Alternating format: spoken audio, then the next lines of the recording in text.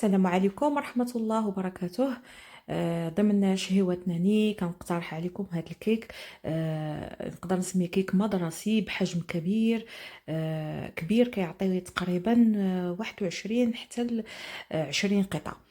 وبالمناسبة حابة نهني ونتمنى لكل الطلاب والطالبات والتلاميذ والتلميذات عام دراسي جديد مليء بالتوفيق وبالنجاح، والله يسخر لكل شيء اللي غيبدا شي حاجه الله يسخرها ليه. فكنحتاجوا بزاف هاد مع القرايه. داك الكوتي ولا الفطور كتبغي دائما شي كيك ولا شي حاجه هكذا. فانا كنقترح عليكم اليوم هاد الكيك هذا. الميزه ديالو انه بحجم كبير، راه القالب راه فيه 30 سنتيم، والكميات ديالو متوفره في كل بيت عاديه جدا، وكيعطي كميه كبيره وكيجي خفيف وزوين ومهوي، وحتى طعمه كيجي رائع. لذلك فانا حبيت هو اول حاجه نبدا بها الموسم الدراسي، وكذلك الخدمه ديالي لانني كنت متوقفه مده طويله. فغادي نبداو بسم الله وبالصلاه على رسول الله بالعمل واستعراض المقادير. عندي 4 ديال البيضات، قبيصه ديال الملح، وكاس كبير. هذا الكاس السعه ديالو 240 مليلتر. طبعا الحال اللي بغى كيكه كبيره اقول كاس كبير من السكر، كما تقدروا تعملوا حتى كاس وربع، كاس ونص حسب ذوقكم. وعندي 2 اكياس من السكر فاني. وغادي نبدا نخفق بالضرب الكهربائي ولا باليدوي الا عندكم الجهد، حتى كيتضاعف الخليط عده مرات وكيبهت اللون ديالو. ما نحتاجش نذكر ان من البدايه للنهايه الكاس اللي غتعبروا به هو اللي غتكملوا به. فانا هذا الكاس هذا الكبير فهو باش بديت وهو باش غادي نكمل. عندي هنا 2 كيسان كبار ديال الحليب، وعندي كاس ديال الزيت. الا حبيتوا تقسموا المقادير على 2 فغادي تقدروا غير. وكان غادي لازم تعملوا قالب صغير، يعني واحد الطاوه تكون في الحجم ديالها صغر من هذه اللي عملت انايا. هنا طبيعة الحال كما لاحظتوا خفقت بعد ما ضفت الحليب والزيت، فخفقت مزيان حتى تجانسوا مع باقي المكونات. هنا غنبدا نضيف الدقيق. عندي الكاس الاول، طبعا الكاس ديال العبار من البدايه للنهايه هو باش غادي نعبره. عندي هنا الكاس الاول، وهنا عندي 2 كيس من الخميره الكيماويه اولا البيكين باودر. هنا الكيس عندي فيه 10 غرام. المجموع ديالهم 20 غرام ديال الخميره. تقدروا تعملوا 2 الاكياس ونص من ديال الوزن ديالهم 8 غرام. هنايا باش نزيد نسمها عملت عندي واحد المزيج من المبشور ديال البرتقال وديال الليمون الحامض. كما تقدروا تعملوا غير ديال الحامض، كما تقدروا تعملوا ديال البرتقال، كما تقدروا تكتفيوا غير بالنكهه الفاني. هنا غادي نضيفوا الكاس الثاني. طبيعه الحال خلطت الدقيق مني ضفتو المره الاولى حتى تجانس مزيان مع الخليط، وعاد بديت كنضيف الكاس الثاني. طبيعة الحال بعد ما كنضيفوا كل كاس من كل مقدار من الدقيق كنبقاو كنمزجو. وهنا راه كما لاحظتوا وقفت العمل بالضراب الكهربائي، يعني كنكتفي غير باليدوي. هنا غادي نضيف الكاس الثالث. طبيعة الحال كل ما كنضيف شي كاس ديال الدقيق فكنغربل.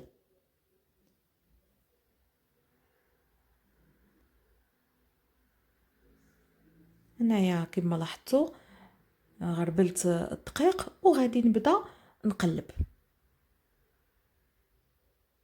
غادي نبدا نقلب طبيعة الحال حتى يذوب داك الدقيق في الخليط اللي حضرنا قبل، وتبدا وتختفي التكتلات. هنا غادي نضيف نصف كاس، يعني مجموع الكميه اللي عملت ديال المقدار ديال الدقيق اللي عملت هو 3 الكيسان ونص. ملحوظه انا البيض كان عندي كبير، فلو كان البيض صغر من هكذا فغتقدروا تحتاجوا يعني كاس 3 الكيسان وربع. فمساله الدقيق فكتبقى لكم وانتم كتخلطوا، يعني كتشوفوا القوام اللي حصلتوا عليه. هو كنحصلوا على واحد القوام ماشي ثقيل بزاف وماشي خفيف، يعني فايت الوسط شويه. هنا بعد ما خلطت يعني بعد ما حصلت على خليط ناعم ديال الكيك فغادي ناخذ تقريبا اقل من الربع ديالو. غادي نفرغه في واحد الاناء، وغادي نضيف له هنا معلقه كبيره عامره مزيان ديال الكاكاو. طبيعه الحال هذا الكاكاو المر يعني اللي ماشي حلو. وهنا انا كتعرفوا هذه المساله هذه كتبقى لكم نتوما الذوق. انا بالنسبه ليا ما كنحملش يعني الريحه ديال الكاكاو هكاك، فدائما كنضيف له اما النكهه اللوز اما القرفه، والقرفه كتمشي احسن. فهنا غادي تغربلو داك الكاكاو، حيت كيكون مكركب، حيت يعني مع البروده والجو فكيبقى يولي مكتل ومكركب. فغادي تغربلوه وغادي تخلطو. هنا طبيعة الحال لابد من إضافة واحد شوية ديال السوائل باش نخفوا هذا الخليط. هنا أنا غادي نضيف أقل من ملعقة كبيرة، هانتوما لاحظتوا، يعني تقريبا غادي يكون غير النص ديالها ديال الحليب باش نخفف هذاك الخليط. الكاكاو ناشف سبحان الله وكيمص السوائل. فهنا خلطت مزيان وغادي تاخدو قالب. انا هنا عندي كبير، يعني القطر ديالو 30 سنتيم، دهنته بالزبده ورشيته بالخف يعني ما رشيتوش بزاف بالدقيق، يعني غير واحد شويه دورته عليه كامل. غادي نفرغ داك الخليط الابيض اللي حضرنا في البدايه. وهنا غادي ناخد داك الخليط القليل اللي عملنا فيه الكاكاو والقرفه، غادي نبقى نعملو بحال هذا الشكل كيما كتشوفوا في الفيديو. غادي نعملو غير هكذاك، غير خطيطات هكذا غاديين جايين. كنعاود عليهم بطبيعه الحال، كتمرروا المره الاولى وتعاودوا تاني باش تعمروهم مزيان. وغادي ناخدو معلقه ولا لا سباتيل ولا عود، وغادي تبداو تعملوا هاد الخطوط هادو. ملحوظه، الا كثرتوا الخليط ديال الكيك فما غيبانش لكم داك المغباج يعني ديال الكيك، غادي يبان لكم غادي يجي غالب داك الكحل. وإلا خلطتو بزاف، يعني دوزتو المعلقه بزاف اكثر من كيف دوزت انايا، غادي تجيكم مرونه بزاف. فباش يبان لكم الشكل زوين كما غيجي عندي انا، ديو وجيبوا مره واحده ما تكتروش. هنايا طبيعه الحال حطيتها في الفرن، كان مسخن من قبل من الفوق ومن التحت، ولكن فاش دخلت على 180 درجه وفاش دخلتها خليت 180 درجه، ولكن طفيته من الفوق. خدات ليا تقريبا 40 دقيقه، وتقريبا 10 دقائق الاخيره من مده الطهي، يعني من كملت 30 دقيقه ففتحت عليها النار من الفوق ومن التحت باش تحمر لكم هكذا، لان ما تحمراتش ليا يعني غير بالتحت.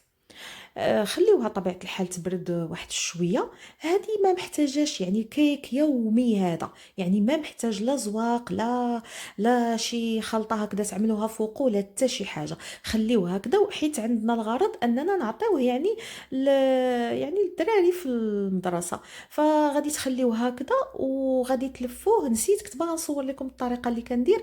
يعني كتلفوه هكذا حتى كيبرد، وكتقطعوا قطع حبذا لو يكونوا دوك الوسطانيين اللي كيكونوا شكل مربعات، ماشي الجانبيين اللي كيجي فيهم باين الشكل ديال الدوره ديال القالب. هو لو عملتوها في قالب مستطيل غتجيكم احسن.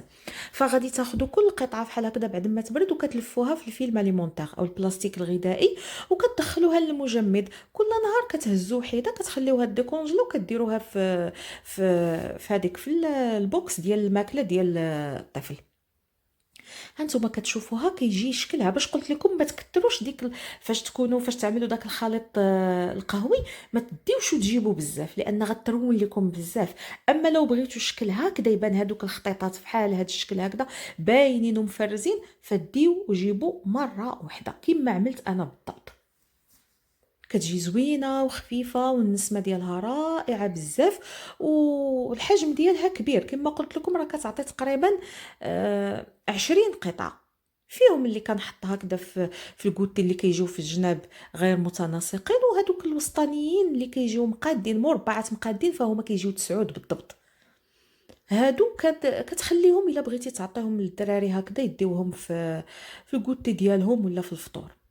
كتجي رائعه وما كتاخذش وقت نهائيا. والمكونات كما لاحظتوا حليب زيت سكر بيض دقيق هادشي كله كاين في كل بيت طبعا. وكما اشرت الا بغيتوا تعملوا مقدار اقل من هكذا فغادي تقسموا المقادير على زوج، او لا غادي تعملوا الوحده ديال القياس هي الكاس د العنبه، ولكن انتبهوا ان القالب يكون صغر من هكا.